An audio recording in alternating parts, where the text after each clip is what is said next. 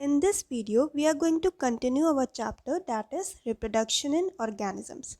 We are going to discuss what is reproduction, its types, asexual reproduction and sexual reproduction with definitions, diagrams and full explanation. Let's start our video. Now firstly, we are going to discuss what is a definition of reproduction.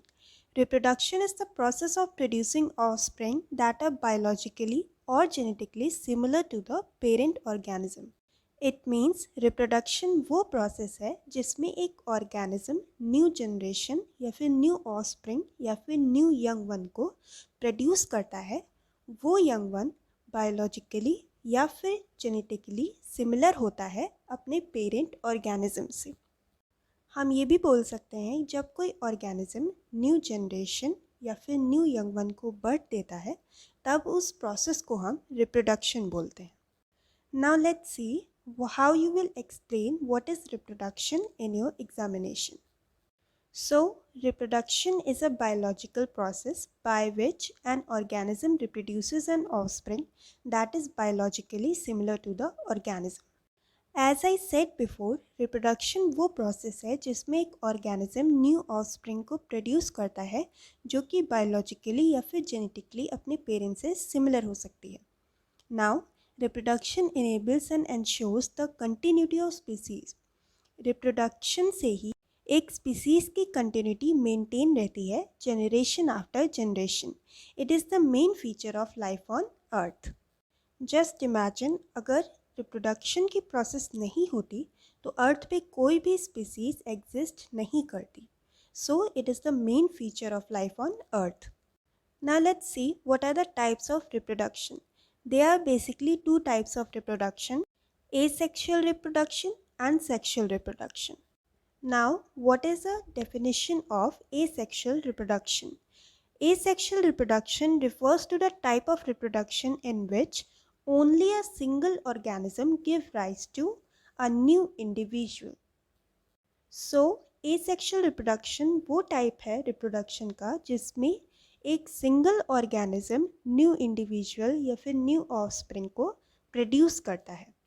Asexual reproduction का main feature ये होता है कि यहाँ पे सिर्फ एक ही organism की रिक्वायरमेंट होती है किसी भी न्यू इंडिविजुअल को डेवलप करने में, जबकि सेक्सुअल रिप्रोडक्शन में सीधा इसका रिवर्स होता है। वहाँ पे दो ऑर्गेनिज्म की रिक्वायरमेंट होती है किसी भी न्यू ऑफस्प्रिंग को डेवलप करने में। उसे हम अभी आगे देखते हैं। Let's see what is asexual reproduction. Asexual reproduction does not involve the fusion of gametes and therefore the offsprings produced are genetically identical to the parent. As I said before, asexual reproduction में सिर्फ एक organism की requirement होती है, इसीलिए यहाँ पे gametes का फ्यूजन नहीं होता। इसीलिए जो ऑफस्प्रिंग प्रोड्यूस होती है वो अपने पेरेंट्स के बिल्कुल आइडेंटिकल होती है। The organisms produced by asexual reproduction are less diverse in nature. Asexual reproduction में जो भी organisms produce होते हैं वो less diverse होते हैं nature में. This type of reproduction is practiced widely by unicellular organisms. Asexual reproduction की प्रोसेस ज़्यादातर यूनिसेलुलर ऑर्गेनिजम्स में देखी जाती है। तो यहाँ पर अमीबा का रिप्रोडक्शन का डायग्राम शो किया गया है। इसमें आप देख सकते हैं कि एक अमीबा का parent cell to daughter cells में कैसे डिवाइड हो रहा है। अगर हम फर्स्ट फिगर को देखें तो यहाँ पे एक सिंगल पेरेंट सेल है। जब हम सेकेंड फिगर की तरफ देखते हैं तो यहाँ पे जो डीएनए है वो डुप्लीकेट हो चुका है दो पार्ट्स में, 1, 2। थर्ड पार्ट में अगर हम देखें तो यहाँ पे साइटोप्लाज्म डिवाइड हो रहा है यहाँ से और यहाँ से। फोर्थ पार्ट में अगर हम देखें तो यहाँ पे दो डॉटर सेल्स प्रोड्यूस हो चुकी हैं। सो अमीबा का जो प्रोसेस होता है रिप्रोडक्शन का वो भी एसेक्सुअल रिप्रोडक्शन का होता है। यहाँ पे अगर हम देखें तो यहाँ पे सिर्फ एक सिंगल पेरेंट है जो दो डॉटर सेल को प्रोड्यूस कर रही है।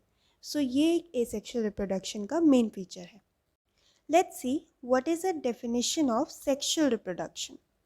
So, sexual reproduction is the type of reproduction that involves the production of an offspring by the fusion of male and female gametes.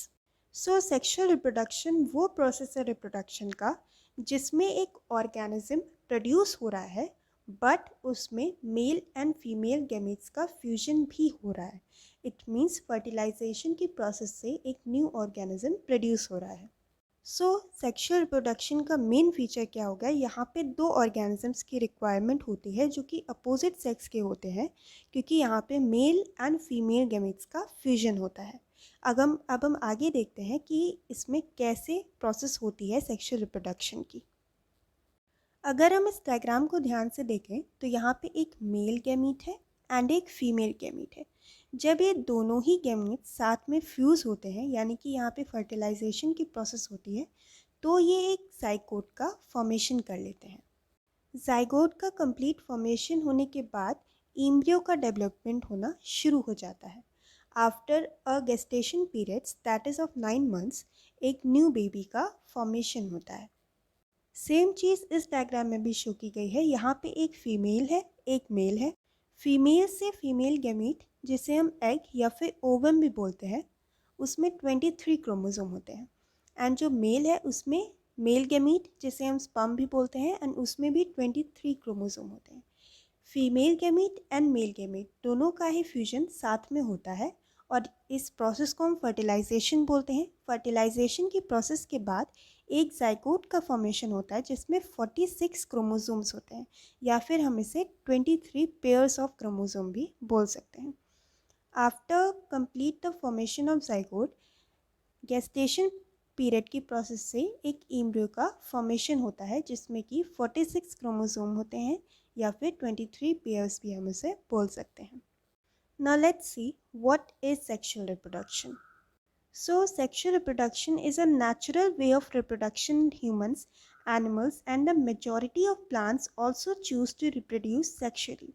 This type of reproduction is more complex and lengthy as compared to asexual reproduction. Moreover, reproducing sexually gives the benefit of variation and offsprings are unique. सो जो sexual reproduction है वो natural way है reproduction का humans में, animals में and majority of plants में।